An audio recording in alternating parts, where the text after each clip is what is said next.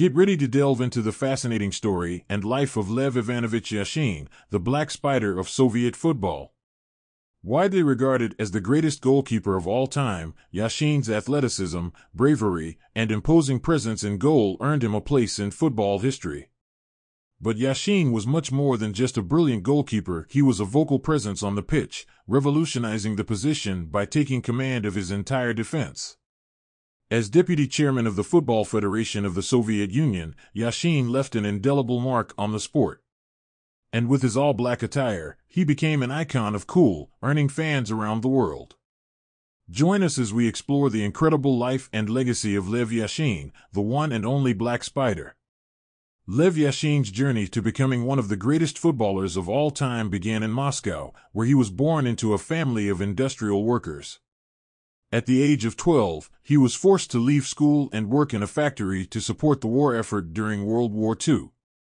Unfortunately, his health deteriorated and he suffered a nervous breakdown at the age of 18, leaving him unable to work.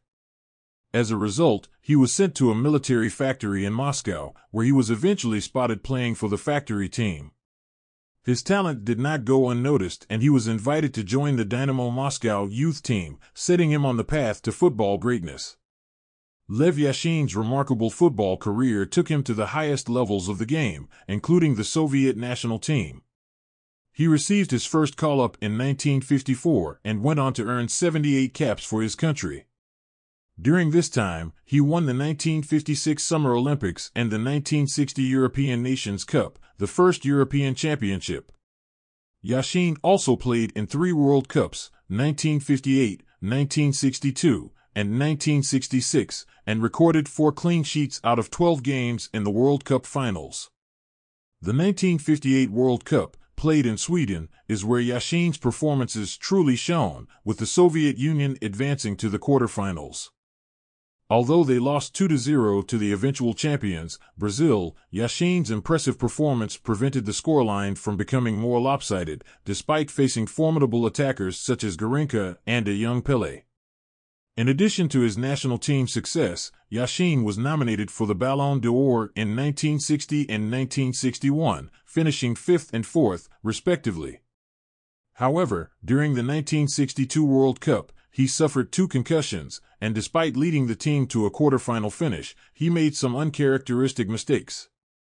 In a game against Colombia, he let in a few soft goals, including one directly from a corner kick, which was the first and only goal scored directly from a corner in FIFA World Cup history. Nonetheless, he still made an outstanding save against Chile in the quarterfinal, but the Soviet Union ultimately suffered a 2-1 defeat. Despite the setback, Yashin won the Ballon d'Or in 1963. This is what sets him apart from the rest, as he remains the only goalkeeper to have won the Ballon d'Or award.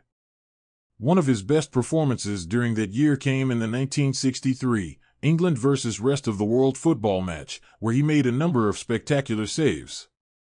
From that point onwards, he was known to the world as the Black Spider because he wore a distinctive all-black outfit and because it seemed as though he had 8 arms to save almost everything.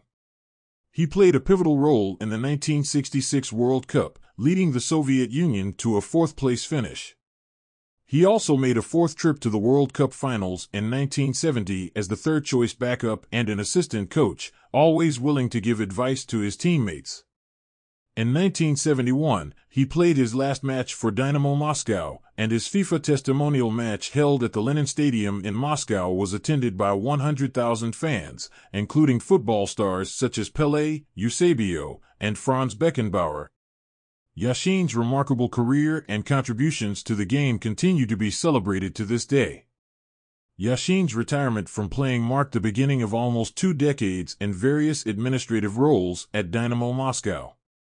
A bronze statue was erected in his honor at the Dynamo Stadium in Moscow. In 1986, Yashin was diagnosed with thrombophlebitis while in Budapest, which led to the amputation of one of his legs. Despite a surgical intervention, he died in 1990 from stomach cancer. As a Soviet-honored master of sport, he received a state funeral. Yashin was survived by his wife Valentina Timofeyevna and their daughters Irina and Elena. Valentina continued to live in the Moscow apartment that the Soviet state had provided for her husband in 1964. Yashin had a granddaughter and one surviving grandson, Vasily Frolov, who played as a goalkeeper in Dynamo's youth section and was part of the senior team's roster, but did not play a game with the senior side, retiring at the age of 23. Currently, he runs a goalkeeper training school in Moscow near Spartak Moscow's present stadium. Unfortunately, Yashin's other grandson died at the age of 14 from injuries sustained in a bicycle accident. In conclusion, Lev Yashin was not only a legendary goalkeeper, but also a true icon of the sport. His contributions to the game have earned him the title of the greatest goalkeeper of all time.